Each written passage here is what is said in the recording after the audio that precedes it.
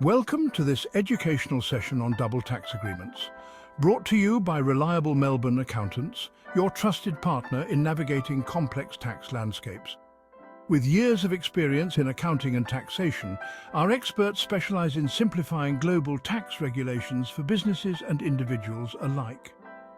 In today's video, we'll be breaking down how double tax agreements between Australia and other countries, such as India, can help you avoid double taxation, ensure compliance, and maximize tax credits. Let's dive in. Imagine working hard for your money only to be taxed twice on the same income. That's double taxation, and it's a real drag. It happens when two countries claim taxing rights on the same income, like when you live in one country but earn income in another. Let's say you're an Australian resident and you own a beautiful beachfront property in Goa, India that you rent out. You earn rental income from your Indian property. Australia might want to tax that income, and so might India. That's where double tax agreements, or DTAs, come in to save the day. DTAs are like the referees of international taxation. They step in to prevent double taxation and make sure everyone plays fair. DTAs establish clear rules on which country has the primary right to tax different types of income. For example, salary income is usually taxed where you work, while rental income is taxed where the property is located. This eliminates confusion and prevents both countries from claiming the same tax dollars. DTAs also incorporate a tax credit system.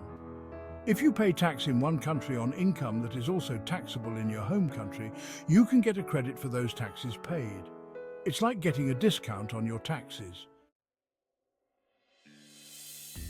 Tax credits are a key feature of double tax agreements, ensuring you don't pay double tax.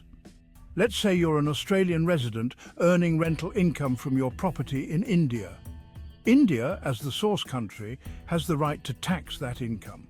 However, you'll also need to declare that rental income on your Australian tax return. This is where the DTA's tax credit mechanism comes into play. You'll get a credit for the tax you've already paid in India, reducing your Australian tax liability. Remember, this is just a general overview, and the specific rules and calculations can be complex. Let's bring this all together with a real-life example. Imagine Sarah, an Australian resident, owns an apartment in Mumbai, India, and receives rental income. India taxes Sarah's rental income at 30%. When Sarah files her Australian tax return, she'll declare the rental income. Thanks to the Australia-India DTA, Sarah can claim a foreign income tax offset for the tax she already paid in India. This offset directly reduces her Australian tax payable. Without the DTA, Sarah would have faced double taxation.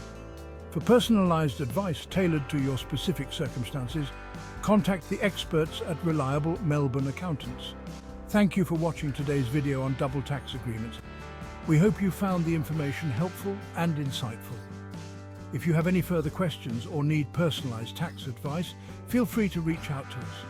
You can call 1300 04 9534 or email us at inquiry@ourmelbourneaccountants.com.au.